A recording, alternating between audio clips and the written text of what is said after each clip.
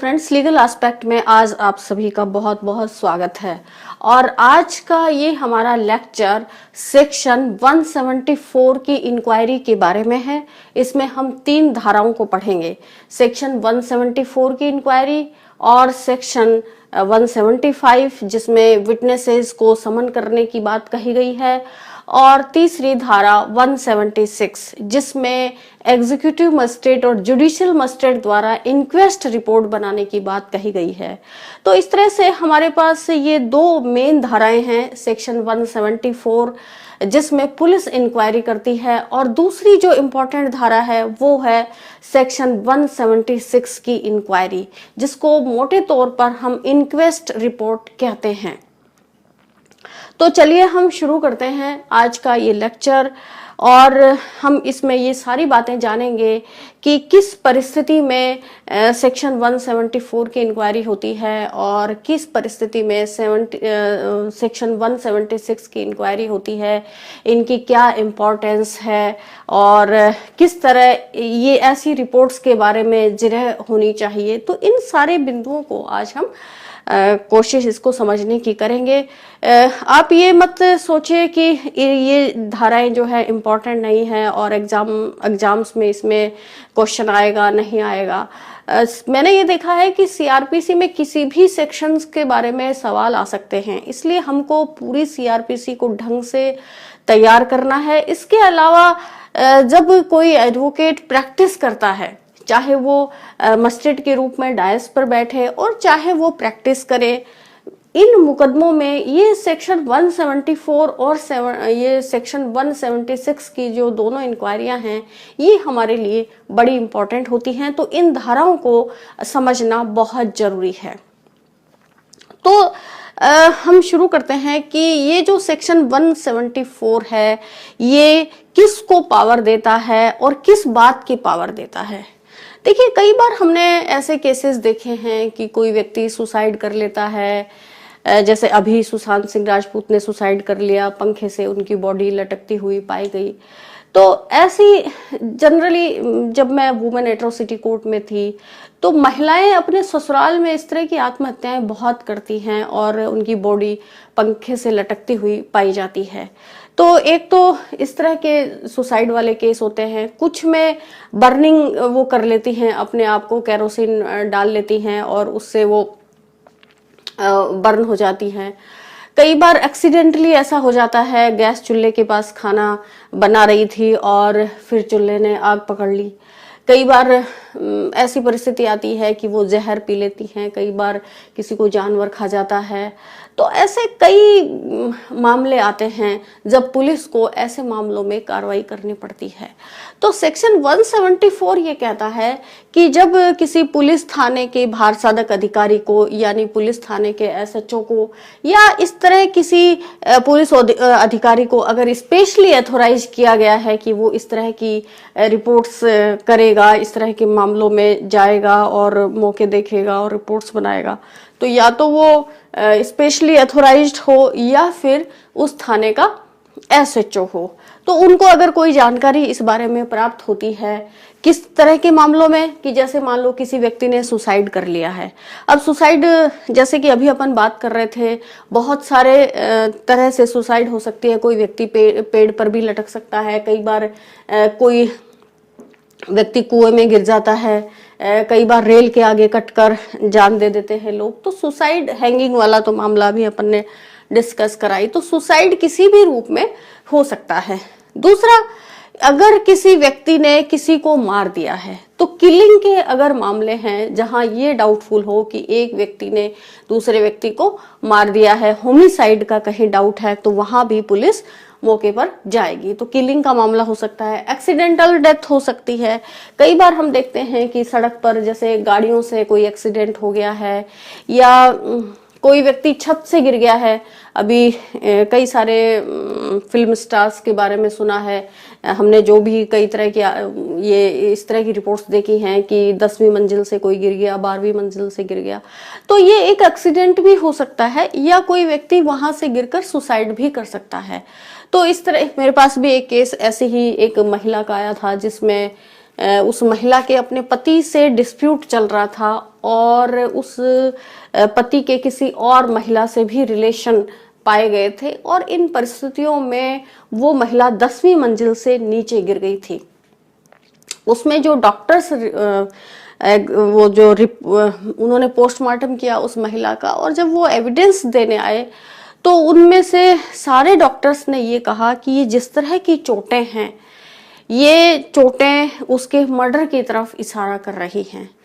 तो हालांकि वो महिला 10वीं मंजिल से गिरी थी, लेकिन डॉक्टर्स का ये मत था कि इस महिला को धक्का दिया जाना ज्यादा ऐसे लग रहा है जिस तरह से इसकी चोटें आई हैं। तो ये डिपेंड करता है कि क्या परिस्थिति है। प्राइमा फेसी तो पुलिस केवल डाउटफुल परिस्थितियों में ही मौके पर पहुंचती है। अब आगे की ये सारी इन्वेस्टिगेशन की बातें हैं कि फिर वो पुलिस उसमें क्या पाती है। तो यहाँ तो सेक्शन 174 तो यही बात करता है कि कोई सुसाइड का मैटर है, एक्सीडेंट, कोई ऐसी डेथ हुई है या किसी किलिंग की कोई मामला आ रहा है। तो इसमें जैसे बिजली का करंट लगने से भी किसी की डेथ हो सकती है, छत से कोई व्यक्ति गिर जाता है, रोड एक्सीडेंट, तो ऐसा कोई भी मामला हो सकता है। ये इसमें धारा में बहुत सारे एग्जाम्पल दिए गए हैं। तो ऐसा कोई मामला पुलिस थाने को पता चलता है, पुलिस थाने के एसएचओ को पता चलता है, तो पुलिस वहां तुरंत मौके पर जाएगी। ये सेक्शन 174 कहता है कि पुलिस वहां मौके पर पहुंचेगी और इस बात की सूचना एग्जीक्यूटिव मजिस्ट्रेट को दी जाएगी। जो मजिस्ट्रेट सेक्शन 176 में जांच करने का अधिकारी है, इंक्वेस्ट रिपोर्ट बनाता है, तो उस मजिस्ट्रेट को भी सूचना दी जाएगी और पुलिस वहां मौके पर पहुंचेगी। और इसके बाद मौके पर पहुंचकर पुलिस क्या करेगी? पुलिस इस मामले की जांच करेगी। ये देखिए, यहाँ इस धारा में शब्द वैसे यूज किया गया है इन्वेस्टिगेशन। अंदर धारा की बॉडी के अंदर शब्द इन्वेस्टिगेशन यूज हुआ है, लेकिन ऊपर इस धारा के हेड नोट में इंक्वायरी शब्द यूज किया गया है। तो एक तरह से पुलिस इस मामले की इंक्वायरी भी कर रही है, क्योंकि ये प्राइमा फेसी इंक्वायरी है और जब तक कि, और ये वो इंक्वायरी है जब पुलिस के पास कोई रिपोर्ट नहीं आई है, पुलिस को केवल कोई टेलीफोनिक या ऐसे कोई सूचना मिल रही है और फिर पुलिस मौके पर जाती है। तो इसमें ऐसा कोई आवश्यक नहीं है कि पुलिस के पास कोई एफआईआर ही दर्ज हो गई हो, ऐसा इस 174 की कार्रवाई के लिए आवश्यक नहीं है। तो पुलिस फिर मौके पर वहां पहुंचती है, अपना इन्वेस्टिगेशन शुरू करती है और साइट विजिट करने के बाद वो पंचनामा बनाएगी। अब इसमें ये दिया हुआ है कि पुलिस एक रिपोर्ट बनाएगी, तो वो रिपोर्ट कौन सी होती है? वो रिपोर्ट एक पंचनामा होता है जिसमें मृत्यु के अपरेंट कोज की जो बाहर से दृश्यमान जो कारण दिखाई दे रहा है, अपरेंट कोज दिखाई दे रहा है कि ये व्यक्ति कैसे मरा होगा, ये रिपोर्ट पुलिस बनाती है। तो पुलिस मौके पर पहुंची और मौके पर पहुंचकर सबसे पहले जो पुलिस का काम है वो पुलिस का काम है उसका पंचनामा बनाना। तो पंचनामा पुलिस बनाती है। पंचनामा इसको क्यों कहते हैं? क्योंकि इसमें 5 गवाहों की उपस्थिति में ये बनाया जाता है और कम से कम ये वो जो 5 वहां के आसपास की लोकेलिटी के लोग या उनके रिश्तेदार वगैरह हो सकते हैं और उनसे भी मृत्यु का कारण पूछा जाता है कि आप लोगों को क्या लगता है कि ये आदमी कैसे मरा होगा, इसकी डेथ कैसे हुई होगी। तो उसमें वो पुलिस अधिकारी एक रिपोर्ट ड्रा करता है। उन 5 पंचों से वो ये पूछता है कि तुम्हें इसकी बॉडी पर क्या क्या चोट नजर आ रही है। तो जो जो चोटें उसको नजर आती हैं उन 5 व्यक्तियों को वो बताते हैं, तो उनका वर्णन इसमें किया जाता है। जो भी वुंड्स वगैरह होते हैं, फ्रैक्चर, ब्रूजेस और अदर इंजरी, जो भी इंजरीज उसकी बॉडी पर नजर आ रही हैं, जैसे अगर हैंगिंग का मामला है तो गर्दन पर निशान उसके आएंगे, तो ये उसमें लिखा जाता है और उसकी अपैरेंट कॉज ऑफ डेथ उसमें बताई जाती है। जैसे उसकी लैंग्वेज होती है कि हम पंचों की राय में इस व्यक्ति के मरने का कारण ये है।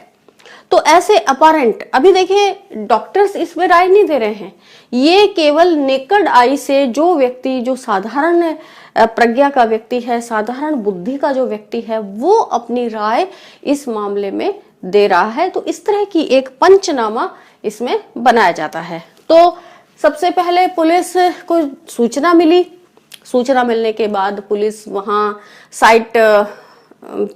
पहुंची, मौके पर पहुंची, साइट का विजिट किया, उन्होंने पूरी परिस्थितियां देखी, इसके बाद पंचनामा बनवाया उस लाश का, और फिर पुलिस इसको, जैसे कुछ परिस्थितियां ऐसी होती है, अगर पुलिस को लगता है कि इस मामले में पोस्टमार्टम रिपोर्ट होनी चाहिए, डॉक्टर से राय लेनी चाहिए, अगर ऐसी परिस्थिति पुलिस को लगती है तो फिर पुलिस उसका पोस्टमार्टम करवाने के लिए डॉक्टर को भिजवाती है। जो निकटस्थ सिविल सर्जन होता है या दूसरे डॉक्टर्स होते हैं, वो इसमें जो ऑटोप्सी करने में माहिर होते हैं, मेडिकल जूरिस्ट वगैरह, उनको जैसे भी उपलब्धता होती है, डिपेंड करता है कि कितना बड़ा शहर है और कितना हॉस्पिटल दूर है, तो इन सारी परिस्थितियों को ध्यान में रखते हुए पुलिस उसको भेजती है। अब अगर कोई मैरिड वुमेन का मामला है, मान लीजिए 7 साल के भीतर किसी महिला की मृत्यु हो जाती है, 7 इयर्स ऑफ मैरिज के भीतर कोई मृत्यु हो जाती है, या फिर किसी ऐसा पुलिस को लगता है कि मृत्यु, ये जो इस महिला को मारा गया है और अभी उसकी शादी को 7 साल नहीं हुए हैं, तो ज्यादातर ऐसी घटनाएं मैंने देखी हैं जब मैं वुमेन एट्रोसिटी कोर्ट में थी और 304B के जब केसेस डील कर रही थी, 3 साल तक मैंने इसी तरह के केसेज डील किए, 304B के, 306 के। तो ये इस तरह की कोई बात हो जाती है, और या फिर उसका नातेदार कोई एप्लीकेशन देता है, रिश्तेदार, उनको लगता है कि नहीं ये डाउटफुल मर्डर है, ये डाउटफुल मृत्यु है और हमें इस पर, किसी पर डाउट है कि हो सकता है इसको मारा गया हो, ये व्यक्ति सुसाइड नहीं कर सकता था, इस तरह की परिस्थितियां बताते हुए उनको एप्लीकेशन दी जाती है। या फिर और कोई कारण है, कॉज ऑफ डेथ जो है पुलिस को डाउटफुल लग रहा है, वो जो पंचनामा बना था उसमें भी जो पंचान है वो इस बात पर सहमत हो जाते हैं कि ठीक है, मृत्यु का कारण ये दृश्यमान रूप से तो बिल्कुल ये लग रहा है, लेकिन इसका पोस्टमार्टम भी करवाया जाना चाहिए। तो इस तरह की कोई परिस्थिति बनती है, या फिर कोई अदर कारण है, क्योंकि इतने तरह के केसेज आते हैं कि कोई जरूरी नहीं है कि इस धारा में जो बातें लिखी हुई हैं केवल वही सटीक रूप से पुलिस के सामने आती हों। समाज में बहुत सारे कारण घटते हैं, तो ये इसलिए ये अदर रीजन इसमें दिया गया है। तो अदर रीजन का जब हम इंटरप्रिटेशन करेंगे तो लगभग इससे मिलती जुलती परिस्थितियों के बारे में ही कहेंगे, क्योंकि इतने सारे इन्होंने एग्जाम्पल दिए हैं। इसका मतलब, अदर रीजन का मतलब है ऐसा ही कोई कारण जिसमें उस महिला की मृत्यु जो है वो संदिग्ध परिस्थितियों में हुई है, या किसी पुरुष की भी हो सकती है संदिग्ध परिस्थितियों में मृत्यु। तो ऐसी अवस्था में जो पुलिस है वो जो निकटवर्ती हॉस्पिटल है, सिविल सर्जन है या मेडिकल जूरिस्ट है, वहां उस महिला की या पुरुष की लाश को भिजवाएंगे और उसका पोस्टमार्टम करवाएंगे। तो बेसिकली ये जो है, इसमें एक तो पंचनामे की कार्रवाई की जाती है और पोस्टमार्टम करवाया जाता है और गवाहों के बयान लिए जाते हैं इस 174 की इंक्वायरी में बेसिकली। और जो धारा 175 ये कहती है कि गवाहों को पुलिस को समन करने की पावर है। जब पुलिस इस तरह की जांच करती है तो पुलिस को ये पावर है गवाहों को, और गवाह भी उस समन प्राप्त करके उस घटना की परिस्थितियों के बारे में पुलिस को खुलासा करेंगे, जानकारी देंगे, लेकिन वो ऐसे प्रश्न का उत्तर देने से मना कर सकते हैं जो उनको अपराध में फांसता हो।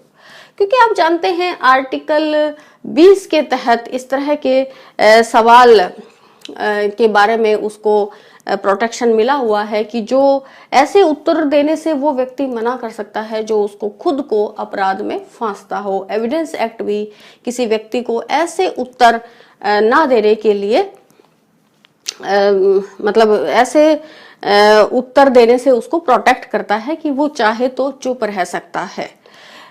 तो इस तरह जो है ये इंक्वायरी चलती है, गवाहों के बयान होते हैं, पंचनामा होता है और इसमें पोस्टमार्टम रिपोर्ट होता है। तो ये जो प्रारंभिक इंक्वायरी है, जब किसी व्यक्ति को मार दिया जाता है या वो सुसाइड कर लेता है, तो ये जो प्रारंभिक इंक्वायरी पुलिस करती है, फिर पुलिस को अंदाजा हो जाता है कि अब ये केस किस तरफ बढ़ेगा।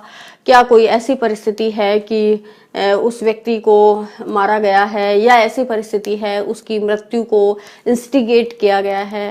तो या अगर पुलिस इस नतीजे पर पहुंचती है इस रिपोर्ट के बाद कि नहीं, उसने खुद ने ही सुसाइड किया है, अपने निजी कारणों से किया है, तो फिर वो जांच वहीं बंद हो जाती है। लेकिन अगर पुलिस को लगता है या इस दौरान मामले में एफआईआर दर्ज हो जाती है कि इसको मारा गया है और फिर अपराधियों के नाम भी सामने आ जाते हैं, तो फिर पुलिस एफआईआर दर्ज करके और उसका इन्वेस्टिगेशन शुरू कर देती है। तो फिर ये इंक्वायरी यहीं बंद हो जाएगी, दोनों ही परिस्थितियों में बंद हो जाएगी। अगर कोई मामला नहीं मिलता है तो भी बंद हो जाएगी, और अगर मिलता है तो भी बंद हो जाएगी। और अगर नहीं मिलता है मामला कि बस साधारण तरीके से ही उसने अपना सुसाइड किया है और कोई इसमें किसी अन्य व्यक्ति की भूमिका नहीं पाई जाती है, तो ये फाइल दाखिल दफ्तर हो जाएगी इंक्वायरी की। लेकिन अगर कोई भूमिका पाई जाती है और पुलिस कोई आईपीसी की धारा में कोई मामला दर्ज करती है, धारा 304B में दर्ज करती है, या 302 में दर्ज करती है, या 306 में दर्ज करती है, जैसी भी परिस्थिति है दर्ज करती है, तो ये जो पुलिस की इंक्वायरी है ये उसमें शामिल मिसल कर ली जाती है, यानी पत्रावली में ये शामिल हो जाती है।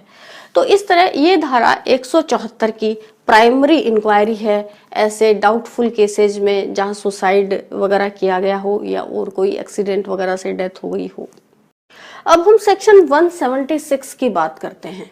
सेक्शन 176 की जांच भी वैसी ही है जैसी सेक्शन 174 की होती है, लेकिन ये इसमें जांच जो है मजिस्ट्रेट करता है। अब सेक्शन 176 में दो तरह के मजिस्ट्रेट जांच करते हैं। पहला तो है एग्जीक्यूटिव मजिस्ट्रेट की जांच और दूसरा है जुडिशियल मजिस्ट्रेट की जांच। तो दो तरह की इंक्वायरियों की बात इसमें कही गई है।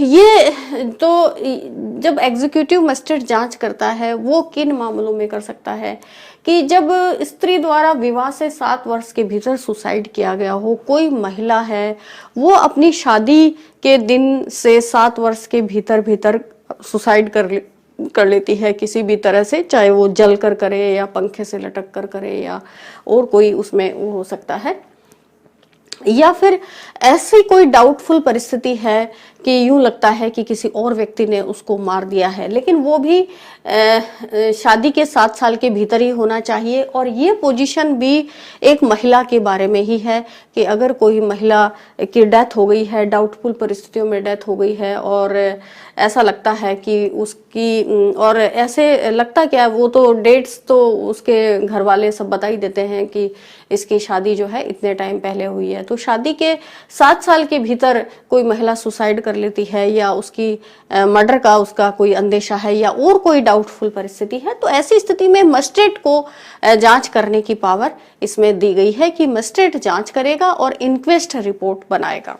अब इसमें सब तरह की पावर मजिस्ट्रेट को दी हुई है। इसमें ये ध्यान रखिए कि कोई महिला शादीशुदा है और शादी के 7 साल के भीतर अगर वो सुसाइड कर लेती है या डाउटफुल परिस्थितियों में उसकी कोई डेथ होती है, तो इसमें एग्जीक्यूटिव मजिस्ट्रेट जांच करेगा। एग्जीक्यूटिव का मजिस्ट्रेट का मतलब या तो डीएम जांच कर सकता है, डिस्ट्रिक्ट मजिस्ट्रेट, या एसडीएम जांच कर सकता है, या एडीएम जांच कर सकता है, या कोई और दूसरा एम्पावर्ड मजिस्ट्रेट जो एग्जीक्यूटिव मजिस्ट्रेट है वो जांच कर सकता है। तो ये पावर एग्जीक्यूटिव मजिस्ट्रेट की ही है इंक्वेस्ट रिपोर्ट बनाने की, और इसमें वो सारी पावर्स हैं जो पुलिस अधिकारी 174 में यूज करता है। जैसे वो वो मौके पर जाएगा, पंचनामा बनाएगा, पंचनामा जब वो बनाएगा तो जो वहाँ के आसपास के 5 लोग हैं उनकी उपस्थिति में बनाएगा, उन सबके उस पर सिग्नेचर होंगे पंचनामे पर, और वो सब मृत्यु का अपारेंट कोज वहां बताएंगे कि हम किस कारण से इसकी मृत्यु होना मानते हैं। और इसके बाद मजिस्ट्रेट वहां 174 में भी आईओ जो है, जो पुलिस अधिकारी है, जो मौके पर जा रहा है, वो अपनी राय भी लिखेगा कि मैं इन पंचों की राय से सहमत हूं या नहीं सहमत हूं। उसमें एक लाइन नीचे डाली जाती है कि आया मैन एसएचओ भी इस पंचौन की राय से सहमत हूं और मुझे भी मृत्यु का अपारेंट कॉज यही लगता है। इसी तरह मजिस्ट्रेट भी वहां अपनी राय इंगित करता है कि वो पंचों की राय से सहमत है, एग्री करता है या नहीं करता है। तो इस तरह वो रिपोर्ट बनाता है। इसके बाद गवाहों के बयान लेता है, आसपास जो भी गवाह हैं या जो जिनके बारे में ऐसा लगता है कि ये गवाह इस मामले को जानते होंगे या इनका खुलासा करते होंगे, तो वो सारी बातें वो ले सकता है। इसके बाद पोस्टमार्टम रिपोर्ट इसमें करवाई जाती है। पोस्टमार्टम इसमें सिविल सर्जन से या जो भी मेडिकल जूरिस्ट होता है, जो ऑटोप्सी कर सकता है, उससे इसकी जांच करवाई जाती है, मतलब पोस्टमार्टम रिपोर्ट करवाई जाती है। इसी तरह इसमें जुडिशियल इंक्वायरी की भी बात कही गई है। जुडिशियल मजिस्ट्रेट भी इसमें इंक्वेस्ट रिपोर्ट बनाता है, लेकिन वो किस परिस्थिति में बनाता है, उसके लिए अलग से इस धारा में परिस्थिति दी हुई है कि जब किसी व्यक्ति की जुडिशियल कस्टडी में डेथ हो जाती है या पुलिस कस्टडी में डेथ हो जाती है, तो फिर जुडिशियल मजिस्ट्रेट इस मामले में जांच करता है। जैसे किसी व्यक्ति की पुलिस थाने में किसी मार पिटाई से डेथ हो गई या पुलिस थाने में उसने सुसाइड कर लिया या कुछ भी परिस्थिति है और वो मुलजिम वहां था, पुलिस कस्टडी में था, या तो ये जो सेक्शन है 176 ये स्पष्ट करता है कि किसी व्यक्ति की पुलिस अभिरक्षा में मृत्यु हुई है। अब वो जो पुलिस कस्टडी है वो मजिस्ट्रेट द्वारा एथोराइज थी या नहीं थी, इसमें ये प्रश्न नहीं है। वो जो पुलिस कस्टडी है वो मजिस्ट्रेट द्वारा एथोराइज भी हो सकती है, या कई बार ऐसी परिस्थिति बनती है कि पुलिस उस व्यक्ति को ले आती है और जब तक वो मजिस्ट्रेट के यहाँ पेश किया जाता उससे पहले ही उसकी डेथ हो जाती है। तो दोनों ही बातें इसमें कवर की गई हैं, या तो पुलिस कस्टडी में उसकी डेथ हुई हो या किसी ऐसी अभिरक्षा में डेथ हुई हो जो मजिस्ट्रेट द्वारा प्रेस्क्राइब्ड हो। तो मजिस्ट्रेट पुलिस कस्टडी को भी प्रेस्क्राइब कर सकता है और जुडिशियल कस्टडी को भी प्रेस्क्राइब कर सकता है। तो आपको यहाँ कंफ्यूज होने की जरूरत नहीं है। आप इस बात को ध्यान रखिए कि मैं ये पुलिस अभिरक्षा शब्द क्यों यूज कर रही हूँ। देखिए, एक व्यक्ति को 24 घंटे तक पुलिस अपनी कस्टडी में रख सकती है और 24 घंटे बाद ही वो मजिस्ट्रेट के यहाँ पेश किया जाता है। और मजिस्ट्रेट के यहाँ 24 घंटे से ज्यादा अगर उनको पुलिस कस्टडी की जरूरत है, पुलिस रिमांड की जरूरत है, तो फिर मजिस्ट्रेट उसको एथोराइज कर देता है। लेकिन जो शुरुआती 24 घंटे हैं वहां तो मजिस्ट्रेट के किसी आदेश की आवश्यकता ही नहीं है। अब कोई व्यक्ति लाया, किसी व्यक्ति को थाने लाए गए और 2 घंटे के भीतर ही उसकी डेथ हो जाती है, तो फिर ये तो ऐसी कस्टडी नहीं है जो मजिस्ट्रेट ने एथोराइज की है, लेकिन ये पुलिस कस्टडी है। तो पुलिस कस्टडी या तो मजिस्ट्रेट द्वारा एथोराइज है या 24 घंटे के दौरान ही उसकी डेथ हो गई है। तो आपको कंफ्यूज नहीं होना है। इसलिए यहाँ 2 बार ये शब्द आए हैं कि कोई व्यक्ति पुलिस अभिरक्षा में है या मजिस्ट्रेट द्वारा अधिकृत किसी अन्य अभिरक्षा में है। ठीक है, तो जो भी परिस्थिति है वो पीसी में हो सकता है या जेसी में हो सकता है, उसकी डेथ हो गई है या व्यक्ति डिसअपियर हो गया है, मतलब गायब हो गया है, या किसी महिला के साथ कोई रेप हुआ है। अगर कस्टोडियल रेप कोई हुआ है तो ऐसी स्थिति में जुडिशियल मजिस्ट्रेट या महानगर मजिस्ट्रेट जिसको उस इलाके पर टेरिटोरियल जुरिडिक्शन प्राप्त है जहां वो डेथ हुई है, तो वो मजिस्ट्रेट इसमें जांच करेगा। अब मजिस्ट्रेट को इसमें फुल पावर है, वो पंचनामा बनाएगा, आसपास के गवाहों के बयान ले सकता है, वो उसके अगर उनके रिश्तेदारों को भी मजिस्ट्रेट कॉल कर सकता है, उनके बयान ले सकता है, उनसे कोई एप्लीकेशन भी ले सकता है, वो रिपोर्ट कर सकते हैं इस मामले में। और कई बार क्या होता है कि आनन फानन में उसका दाह संस्कार भी कर दिया जाता है और मजिस्ट्रेट तक सूचना बाद में पहुंचती है। तो मजिस्ट्रेट को ये पावर है कि अगर उसकी बॉडी को जला दिया गया है तो वो वहां जाएगा जहां उसकी बॉडी को जलाया गया है और वो जो उसकी राख है वो इकट्ठी वो कर सकता है और उसको एफएसएल जांच के लिए भेजा जा सकता है। या अगर शरीर गाड़ दिया गया है तो दोबारा उसको उखड़वा सकता है उस लाश को और उसकी एफएसएल जांच वो करवा सकता है। इसमें उसका पोस्टमार्टम भी करवा सकता है, विसरा की भी उसकी जांच होती है, हिस्टोपैथोलॉजी जांच करते हैं। इसमें पैथोलॉजी वाले बताते हैं कि किस वजह से इसकी डेथ हुई है, क्या इसमें कोई जहर वगैरह है या और कोई कारण भी उसमें होता है, हो सकता है। तो एफएसएल के लिए भी भेजते हैं। एफएसएल की इसमें कई सारी ब्रांचेज होती हैं, तो कई सारी ब्रांचों से उसकी अलग अलग पार्ट्स की अलग अलग रिपोर्ट्स आ सकती है। तो जैसी परिस्थिति होती है उस हिसाब से जांच को मजिस्ट्रेट लिखेगा कि इसमें कौन कौन सी जांच करवाई जानी चाहिए।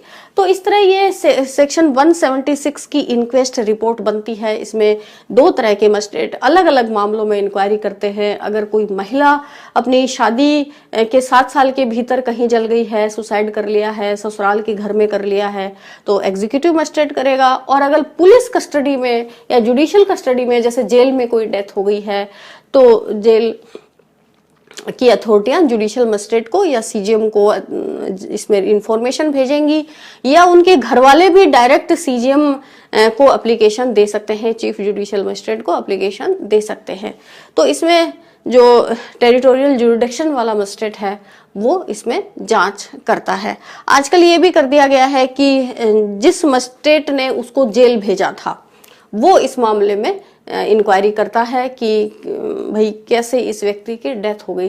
तो ये डिपेंड करता है कि किस तरह जुरिडिक्शन बांटा गया है। अब इसकी एविडेंटरी वैल्यू क्या है। अब एक बात और समझ लेते हैं कि अगर कोई बात नहीं निकलती है, अगर ये लगता है कि उस व्यक्ति ने अपने आप, या तो उसकी नेचुरल डेथ हो गई है। कई बार क्या होता है कि जैसे मैंने भी 2-3 जुडिशियल इंक्वायरी इस तरह की है। कोई कैदी बहुत बीमार होते हैं, जैसे उनको लाया जेल के अंदर दाखिल करवा दिया, अब वो किसी ग्रेव बीमारी से पीड़ित हैं और वहां जाकर जेल में जाकर जैसे वो घबरा गए या उनको और कोई बात हो गई, बीमारी ने ज्यादा सिर उठा लिया। हालांकि जेल अथॉरिटी उनका इलाज कराती है। मजिस्ट्रेट भी इस मामले में, अगर कोई मुलजिम इस तरह बीमार है तो वो मजिस्ट्रेट के यहाँ एप्लीकेशन पेश कर सकता है, या जिस भी कोर्ट में उसका मुकदमा चल रहा है, चाहे वो सेशन कोर्ट हो, वहां भी एप्लीकेशन पेश कर सकता है और कोर्ट को ये रिक्वेस्ट कर सकता है कि उसके उचित इलाज की व्यवस्था की जाए। तो अगर जेल मैनुअल के हिसाब से, अगर क्योंकि जेल में भी डॉक्टर होते हैं, बाकायदा जेल में डॉक्टर्स की विजिट होती है और वो समय समय पर कैदियों को चेकअप करते रहते हैं, तो जेल मैनुअल के हिसाब से उन डॉक्टर्स से इलाज होता है। और अगर वो रेफर करते हैं या और कोई परिस्थिति है, या कोर्ट से ऑर्डर मिल जाता है कि भाई इसका उस जो जेल का डॉक्टर है उससे इसका इलाज नहीं हो पा रहा है और इसके किसी विशेषज्ञ को इसको दिखाना जरूरी है, तो वो उसका इस तरह भी ऑर्डर कर देते हैं। लेकिन कई बार क्या होता है, मजिस्ट्रेट्स को जानकारी नहीं मिल पाती, वो कैदी जो है इस तरह की बात नहीं बता पाता, या और कोई बात है, उसकी डेथ हो जाती है, या उपचार के बाद भी डेथ हो सकती है। ऐसा नहीं है कि डॉक्टर का इलाज मिल रहा है, प्रॉपर मिल रहा है, फिर भी डेथ हो जाती है।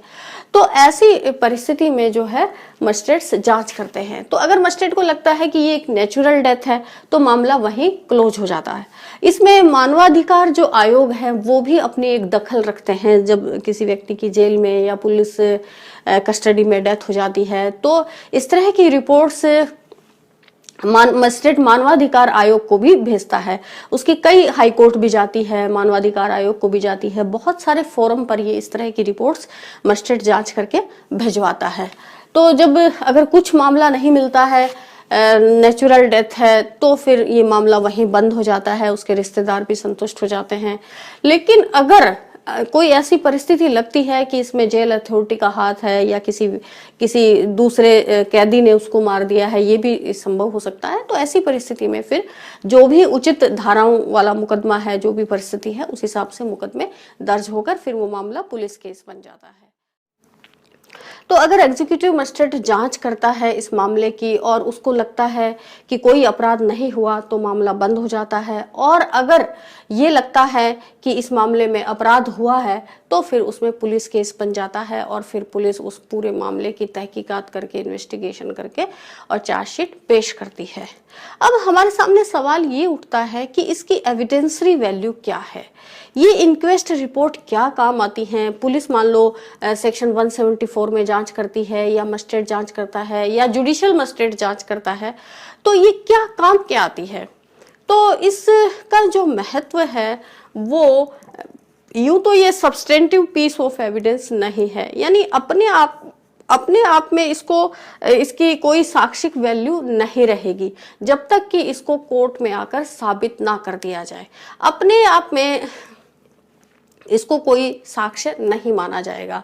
तो इसलिए मजिस्ट्रेट को आकर कोर्ट में ये साबित करना पड़ता है कि ये कार्रवाई उसने की थी, तभी इसकी एविडेंसरी वैल्यू बनती है। इसी तरह पोस्टमार्टम रिपोर्ट है तो पोस्टमार्टम रिपोर्ट डॉक्टर को आके साबित करनी पड़ती है, और जो पंचनामे के गवाह हैं उनको भी कोर्ट में बुलाया जाता है और वो कोर्ट में आकर ये बयान देते हैं कि ये जो पंचनामे की कार्रवाई है ये उनके सामने हुई थी और इसमें उन्होंने ये राय दी थी और उन्होंने ये इस पर वुंड्स देखे थे, पीड़ित जो मृतक जो व्यक्ति है उसके शरीर पर ये घाव थे। ये सारे प्रश्न जो उनसे पूछे जाते हैं और वो अपने उस पर सिग्नेचर जो है वो भी साबित करते हैं। तो उसके बाद ये जो पंचनामा है ये सब्सटेंटिव पीस ऑफ एविडेंस बनता है। इसके अलावा अगर उन्हीं लोगों के बयान भी लिए गए हैं इंक्वेस्ट रिपोर्ट में तो बयानों को भी साबित ये मजिस्ट्रेट करता है और वो गवाह खुद भी करते हैं कि इंक्वायरी के समय उनके ये बयान हुए थे। तो बयान इसमें मजिस्ट्रेट साहब के बयान होते हैं, पंचनामे के जो गवाह हैं उनके बयान होते हैं, डॉक्टर के बयान होते हैं, और फिर जो डिफेंस है, जो मुलजिम के एडवोकेट्स हैं, वो उनसे इन पॉइंट्स पर सवाल पूछते हैं, क्या क्या कॉन्ट्राडिक्शन है, क्या इम्प्रूवमेंट है, क्या ओमिशन है, इन सब के बारे में सवाल पूछा जाता है। ये जो इंक्वेस्ट रिपोर्ट है इसकी ये जो एविडेंस है ये सपोर्टिंग एविडेंस के रूप में काम आती है और साथ में मामले को कॉन्ट्राडिक्ट करने के रूप में काम आती है। तो दोनों ही तरीके से ये काम आती है।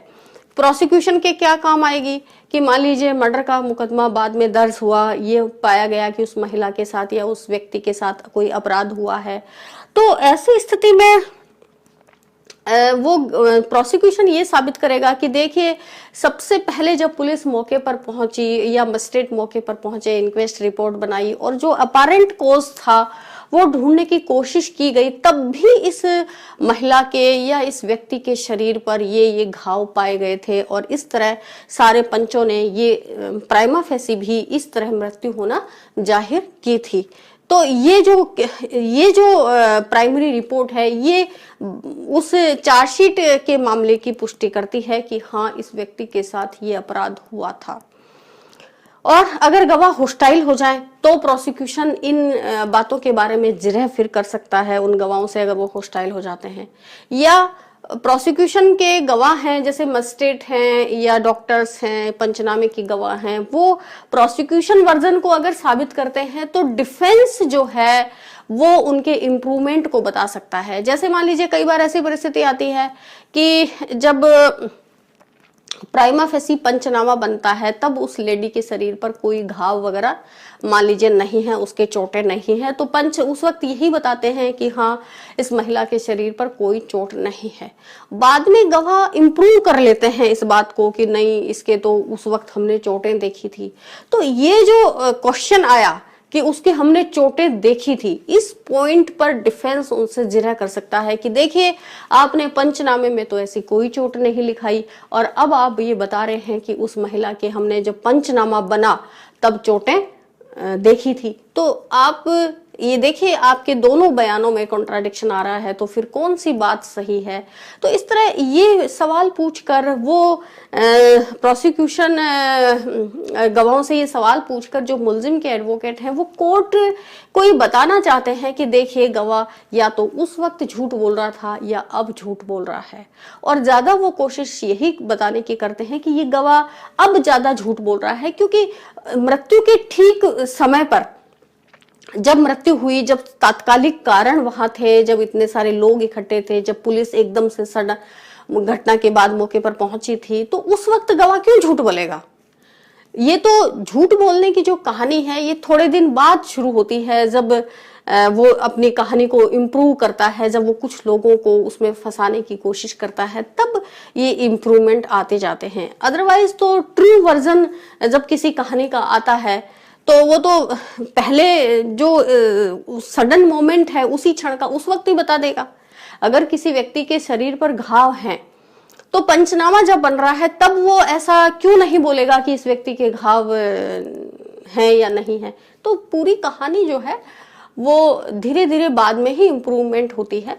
तो इसलिए डिफेंस को भी ये पता चल जाता है कि ये गवाह झूठ बोल रहा है या नहीं बोल रहा है, या वो उसमें से गवाहों के वर्जन में से ही कुछ चीज निकालने की कोशिश करता है और कोर्ट को ये बताता है कि देखिए गवाह पूर्ण रूप से सत्य नहीं बोल रहा है। मान लीजिए ठीक है, थोड़ी बात सही बोल रहा है, थोड़ी गलत बोल रहा है, लेकिन डिफेंस जो है वो अपना काम इसमें करता है और कोर्ट के सामने वो परिस्थितियां रखता है कि कहाँ गवाह ने सच बोलने की कोशिश की और कहाँ गवाह ने ट्विस्ट कर लिया। तो इस तरह इन इन्क्वेस्ट रिपोर्ट का जो महत्व है ये सपोर्टिंग एविडेंस के रूप में और कॉन्ट्राडिक्टिंग एविडेंस के रूप में रहता है।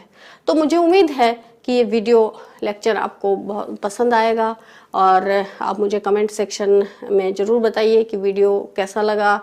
सीआरपीसी के कौन कौन से सेक्शन अब और आप पढ़ने चाहते हैं, जो पहले आप पढ़ना चाहते हैं वो आप कमेंट सेक्शन में बता सकते हैं कि पहले इन पर वीडियो लेक्चर बना लिया जाए। क्योंकि देखिए सीआरपीसी बहुत लंबी है और मैं इसको बहुत डीप में पढ़ाती चली गई तो ये बहुत लंबी भी खिंच जाएगी। क्योंकि आप अपने एग्जाम पॉइंट ऑफ व्यू से पढ़ना चाहते हैं तो ज़रूरी नहीं कि आप सारी धाराओं को पढ़ना चाहें या बहुत डीप में उनको पढ़ना चाहें। तो आप मुझे कमेंट सेक्शन में अगर बताएंगे कि किस तरह कौन कौन से सेक्शंस पर अब आपके लिए और वीडियो बनाया जाए तो उससे मुझे ये पता चलेगा कि हाँ कौन से वीडियो आपके लिए हेल्पफुल रहेंगे और कौन से पहले बना दिए जाए। तो बहुत बहुत थैंक यू, आप इस वीडियो के साथ लगातार जुड़े रहें। Thank you.